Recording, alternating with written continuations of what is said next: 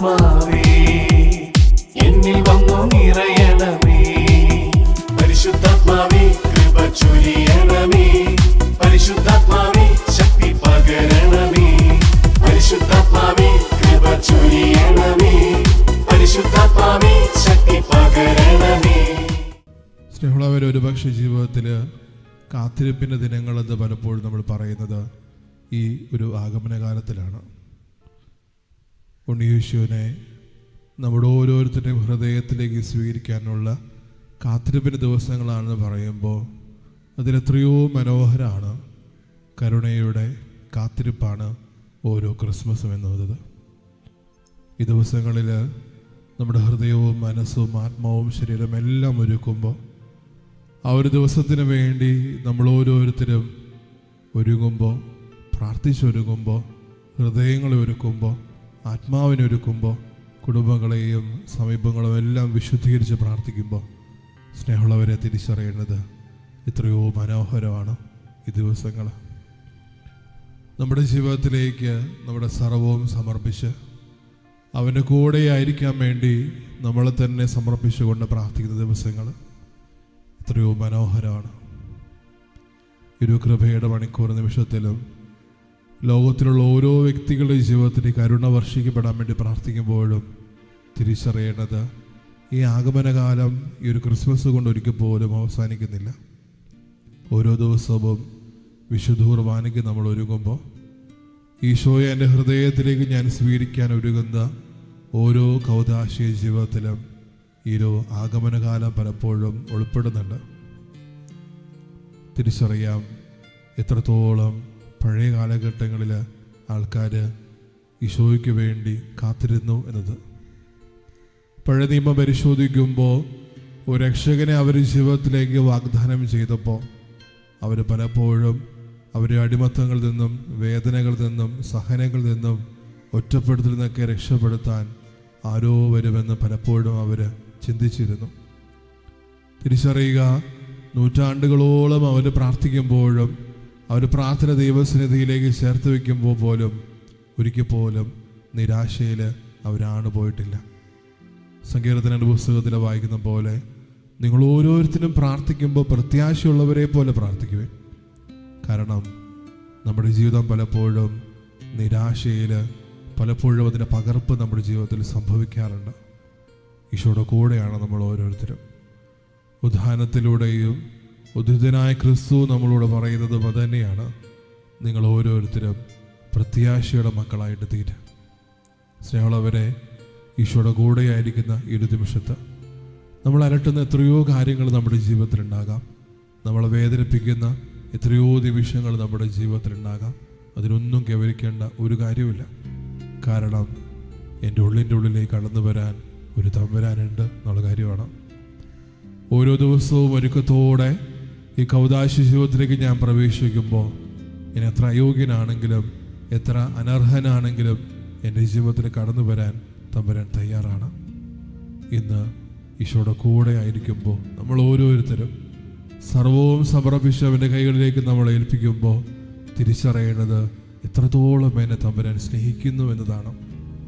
ഒരുപക്ഷെ പലപ്പോഴും നമ്മൾ പരിശോധിച്ചിട്ടുള്ള ഒരു കാര്യമാണ്. വിശുദ്ധ മദർ തെരേസയോട് സ്നേഹം എന്താണെന്ന് ചോദിക്കുമ്പോൾ, അല്ലെങ്കിൽ നിങ്ങൾക്കിപ്പോഴും ക്രിസ്തുവിൻ്റെ സ്നേഹം നിങ്ങളുടെ ജീവിതത്തിലൂടെ, നിങ്ങളുടെ ഓരോ ജീവകാരുണ്യ പ്രവൃത്തിയിലൂടെ മനസ്സിലാകുന്നുണ്ടോ എന്ന് ചോദിക്കുമ്പോൾ അവ പറയുന്ന ഒരു ഭംഗിയായിട്ടുള്ളൊരു കാര്യമുണ്ട്. അതിങ്ങനെയാണ്, ക്രിസ്തുവിനെ സ്നേഹിച്ചു എന്നതിൻ്റെ ഏറ്റവും വലിയ അടയാളമാണ് കാൽവരി കുരിശിൽ അപമാനങ്ങളും വേദനകളും സഹനങ്ങളും ഒറ്റപ്പെടുത്തലുകളും എല്ലാം ഏറ്റുവാങ്ങി അത്രത്തോളം അതിദാരുണമായിട്ട് ആ ഒരു കുരിശിൽ പീഡയേറ്റ് എനിക്ക് വേണ്ടി മരിച്ചത്. പക്ഷേ ഇപ്പോഴും എന്നെ സ്നേഹിക്കുന്നു എന്ന് ചോദിക്കുന്നതിൻ്റെ ഏറ്റവും വലിയ തെളിവാണ് വിശുദ്ധ കുർബാന. കാരണം എനിക്ക് വേണ്ടി ഇപ്പോഴും അവിടുന്ന് എന്നെ അർഹനാക്കുന്നുണ്ട്. ഇപ്പോഴും എൻ്റെ ജീവിതത്തിൽ എൻ്റെ അയോഗ്യതകൾ മറന്ന് ഇപ്പോഴും എൻ്റെ ജീവിതത്തിലേക്ക് അവിടുന്ന് ചേർത്ത് പിടിക്കുന്നുണ്ട്, യോഗ്യനാക്കുന്നുണ്ട്. സ്നേഹമുള്ളവരെ തിരിച്ചറിയുക, നമ്മൾ ഓരോരുത്തരും ഈ ഒരു ബോധ്യത്തോടു കൂടിയാണോ അവൻ്റെ മുമ്പിലായിരിക്കുന്നത്? ഈ ഒരു ബോധ്യത്തോടു കൂടിയിട്ടാണോ ഓരോ ദിവസവും തവൻ എൻ്റെ പക്കലേക്ക് കടന്നു വരുന്നത്? കാരണം കാത്തിരുന്ന ഒരു ദൈവത്തിന് എന്ത് പേരിടും എന്ന് വിചാരിക്കുമ്പോൾ ദൈവം നമ്മോടുകൂടെ എന്ന് പേരിടാൻ അർഹമായി ഇമ്മാനുവൽ എന്ന് അവൻ വിളിക്കപ്പെടുമെന്ന് പറഞ്ഞു. സ്നേഹമുള്ളവരെ, കരുണയുടെയൊക്കെ ഏറ്റവും വലിയ മാതൃകയല്ലേ അത്? എൻ്റെ കൂടെ ആയിരിക്കാൻ ആഗ്രഹിക്കുന്ന ഒരു ദൈവം, എൻ്റെ കൂടെ എൻ്റെ അയോഗ്യതകൾ മറന്ന്, എൻ്റെ അനർഹമായ ജീവിതം മറന്ന് എൻ്റെ കൂടെ ആയിരിക്കാൻ വേണ്ടി ദൈവം ആഗ്രഹിക്കുന്നു. അത് എത്രയോ വലിയ കരുണയുടെ മറുപടിയാണ്, വിളിയാണ് എൻ്റെ ജീവിതത്തിൽ. ഇന്ന് ഈശോയുടെ കൂടെ ആയിരിക്കുമ്പോൾ നമ്മളെ തന്നെ പൂർണ്ണമായിട്ട് സമർപ്പിക്കാം. ലൂക്കായുടെ സുവിശേഷത്തിൽ സ്നാപയോഹന്നാൻ വളരെ ഭംഗിയായിട്ട് പറയുന്നുണ്ട്, നിങ്ങൾ ഓരോരുത്തരും അവന് വഴിയൊരുക്കുവിൻ, നിങ്ങൾ ഓരോരുത്തരും അവന് വേണ്ടി വഴിയൊരുക്കുവിൻ. നമ്മുടെ ജീവിതം പലപ്പോഴും ആ ഒരു വിളിയിലേക്ക് ചേർക്കപ്പെട്ടതാണ് എന്നുള്ള തിരിച്ചറിവിലേക്ക് നമ്മൾ ഓരോരുത്തരും എത്തണം. പലപ്പോഴും ജീവിക്കുന്നുണ്ടോ എന്ന് ചോദിക്കുമ്പോൾ ജീവിക്കുന്നുണ്ട്. പക്ഷെ പലപ്പോഴും പൗലോസ്ലീഹ പറയുന്നത് പോലെ നിങ്ങൾ ക്രിസ്തുവിൽ ജീവിക്കുന്നുണ്ടോ എന്ന് ചോദ്യം ആവർത്തിക്കുമ്പോൾ പലപ്പോഴും ഏത് ക്രിസ്മസ് കടന്നു പോയാലും ഏത് ഉയർപ്പ് കടന്നു പോയാലും ഈ ഒരു ചോദ്യത്തിന് നമുക്ക് ഉത്തരം കൊടുക്കാൻ പറ്റാതെ പോകും. സ്നേഹമുള്ളവരെ തിരിച്ചറിയാം, എത്രത്തോളം ഞാൻ ആ ഒരു സ്നേഹത്തിന് മറുപടി കൊടുക്കുന്നു, ഉത്തരം കൊടുക്കുന്നു എൻ്റെ ജീവിതം കൊണ്ട്. നമ്മൾ വിളിക്കപ്പെട്ട ജീവിതാന്തസ്തുകൾ വ്യത്യസ്തമാകാം. ഒരു വൈദികനായിട്ടോ, ഒരു സന്യാസിയായിട്ടോ, അല്ലെങ്കിൽ ഒരു കുടുംബിനിയായിട്ടോ, കുടുംബനാഥനായിട്ടോ, അല്ലെങ്കിൽ ഏതെങ്കിലും രീതിയിലൊക്കെ വിളിക്കപ്പെട്ടവരായിരിക്കും നമ്മൾ ഓരോരുത്തരും. മകനോ മകളോ ആയിട്ടോ, വിദ്യാർത്ഥിയോ വിദ്യാർത്ഥിനിയായിട്ടോ, അങ്ങനെ ഒത്തിരിയേറെ ജീവിതാന്തസ്ഥയിലേക്ക് വിളിക്കപ്പെട്ടവരായിരിക്കും നമ്മൾ. പക്ഷേ നമ്മളായിരിക്കുന്ന മേഖലയിലായിരുന്നു കൊണ്ട് എന്തുമാത്രം ക്രിസ്തുവിന് വേണ്ടിയിട്ട് ജീവിക്കാൻ പറ്റുന്നു എന്നുള്ള കാര്യം തിരിച്ചറിയുക. ഒരു ക്രിസ്തുവാവുക എന്ന് പറയുന്നത് കരുണയോടുകൂടി നമ്മൾ ഓരോരുത്തരും ആയിരിക്കുക എന്നതാണ്. അതുകൊണ്ട് തന്നെയാണ് ഈശോ നമ്മളോട് വളരെ ഭംഗിയായിട്ട് പറയുന്നത്, എൻ്റെ സ്വർഗസ്ഥനായ പിതാവ് കരുണയുള്ളവരായിരിക്കുന്നത് പോലെ നിങ്ങൾ ഓരോരുത്തരും കരുണയുള്ളവരായിരിക്കുക. അതിന് മറുപടിയായിട്ട് ഒന്ന് ചേർത്ത് പിടിക്കാനായിട്ട് സുവിശേഷ ഭാഗികൾ നമ്മൾ വായിക്കുന്നുണ്ട്. കരുണയോടുകൂടി ആയിരിക്കുന്നത് നിങ്ങൾക്ക് ഓരോരുത്തർക്കും കരുണ ലഭിക്കും. സ്നേഹമുള്ളവർ, ഇതൊരു കുറുക്കു വഴിയല്ല, അതിനപ്പുറത്തോട്ട് ഒരു സുവിശേഷ ജീവിതമാണ്.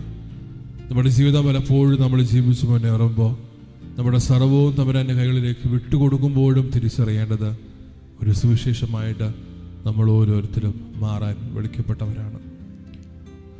നമ്മൾ തന്നെ പൂർണ്ണമായിട്ട് സമർപ്പിച്ചുകൊണ്ട് അവിടുത്തെ കൈകളിലേക്ക് ചേർത്ത് പിടിക്കുന്ന ഓരോ നിമിഷവും തിരിച്ചറിയേണ്ടത് എന്നെ എത്രത്തോളം തമ്പുരാൻ ഈ ഒരു നിമിഷവും സ്നേഹിക്കുന്നു. പലപ്പോഴും ഭൂമിയിലുള്ള ഓരോ ബന്ധങ്ങളും ഈ സ്നേഹത്തിന് അനർഹമായിട്ട് പലപ്പോഴും ജീവിക്കാതെ പോകുമ്പോൾ തിരിച്ചറിയേണ്ടതും തിരിഞ്ഞു നോക്കേണ്ടതും ഉറ്റുനോക്കേണ്ടതും ക്രൂശിലേക്കാണ്. ഒരു പക്ഷേ ഓരോ ക്രിസ്മസിന് നമ്മൾ ആഘോഷത്തിന് മുറപ്പിലായിരിക്കുമ്പോഴും അല്ലെങ്കിൽ ഓരോ ബൾബുകളുടെ വെട്ടത്തിലേക്ക് നമ്മൾ പലപ്പോഴും ആ ഒരു പ്രകാശം നോക്കി സന്തോഷിക്കുമ്പോഴും തിരിച്ചറിയേണ്ടത് എനിക്ക് വേണ്ടി എത്രത്തോളം വേദനകൾ ഏറ്റുകൊണ്ടാണ് ഈ ഒരു നിമിഷം പൂർത്തിയായത്. സ്നേഹമുള്ളവരെ, ഈശോയുടെ കൂടെയാണ്. ഉറ്റുനോക്കാം. അന്ന് മോശയുടെ ജീവിതത്തിൽ ആ ഒരു കൽഫലകങ്ങളിൽ തങ്ങൾ ഓരോരുത്തരും എങ്ങനെ ജീവിക്കണം എന്നുള്ളതിൻ്റെ ഉദാത്ത മാർഗയായിട്ട് ആ കൽഫലകങ്ങളുടെ താഴേക്ക് വന്നപ്പോൾ മോശയെ നോക്കിയ എല്ലാവരും പ്രകാശിതരായിട്ട് മാറുന്നുണ്ട്. ദൈവത്തെ മുഖാമുഖം നോക്കിയിട്ട് ആ ഒരു പ്രകാശത്തിലേക്ക് പലപ്പോഴും ഉറ്റുനോക്കാൻ ഭയപ്പെടുന്ന നിമിഷങ്ങളിൽ പലപ്പോഴും ഉണ്ടായിട്ട് മോശ താഴോട്ട് കടന്നു വരുന്നത് അത്രത്തോളം പ്രകാശിച്ചിട്ടാണ്. ഓരോ ദിവ്യകാരുണ്യത്തിലേക്ക് നോക്കുമ്പോഴും എൻ്റെ ദൈവത്തിന് ഒരു പേരുണ്ടെങ്കിൽ അത് കരുണയാണ് എന്ന് ഫ്രാൻസിസ് മാർപ്പാപ്പ പറഞ്ഞെങ്കിൽ ആ ഒരു ജീവിതം ചേർത്ത് പിടിക്കുമ്പോൾ നമ്മൾ ഓരോരുത്തരും ഓർക്കേണ്ടത് എൻ്റെ മുമ്പിലുമുള്ളത് കരുണയാണ്. കരുണയ്ക്കൊരു മുഖമുണ്ടെങ്കിൽ ഈ വിശുദ്ധ ദിവ്യകാരുണ്യമായിട്ട് എൻ്റെ ജീവിതത്തിലേക്ക് കടന്നു വരും എന്നുള്ള കാര്യം. സ്നേഹമുള്ളവരെ, നമ്മളെ തന്നെ പൂർണ്ണമായിട്ട് സമർപ്പിച്ചുകൊണ്ട് ലോകത്തിലുള്ള ഓരോ വ്യക്തികൾക്കും വേണ്ടി നമുക്ക് പ്രാർത്ഥിക്കാം. അവർ നിയമങ്ങളും പ്രാർത്ഥനകളും എല്ലാം ഇരുളത്താരളിൽ ചേർത്ത് വെച്ച് വികാരുടെ നാഥൻ്റെ ആശീർവാദം സ്വീകരിക്കാനൊരുങ്ങുമ്പോൾ നമ്മുടെ പ്രാർത്ഥനകളും നിയോഗങ്ങളും അർത്ഥനകളും ഹൃദയാഭിലാഷങ്ങളും സ്വപ്നങ്ങളും ഹൃദയവിചാരങ്ങളും എല്ലാം ദൈവസന്നിധിയിലേക്ക് ചേർത്ത് വയ്ക്കാം. കാരുണ്യവാനായ കർത്താവ് എൻ്റെ ജീവിതത്തെ അനുഗ്രഹിക്കട്ടെ എന്ന് നമുക്ക് പ്രാർത്ഥിക്കാം. അവിടുത്തെ അനന്തമായ കരുണയും സ്നേഹവും എൻ്റെ ജീവിതത്തിലേക്കും എൻ്റെ ജീവിതമായിട്ട് ബന്ധപ്പെട്ടെടുക്കുന്ന ഓരോ വ്യക്തികളുടെ ജീവിതത്തിലേക്ക് ചൊരിയപ്പെടാൻ ആഗ്രഹിച്ചുകൊണ്ട് വിശ്വാസത്തോടെ, വിശുദ്ധിയോടെ, സ്നേഹത്തോടെ, പ്രത്യാശയോടെ ദിവ്യകാരുടെ നാഥന ആശീർവാദം താഴ്ന്ന സ്വരത്തിൽ സ്തുതിച്ചുകൊണ്ട് നമുക്ക് സ്വീകരിക്കാം. യേശുവേ ആരാധന, ആരാധന, ആരാധന.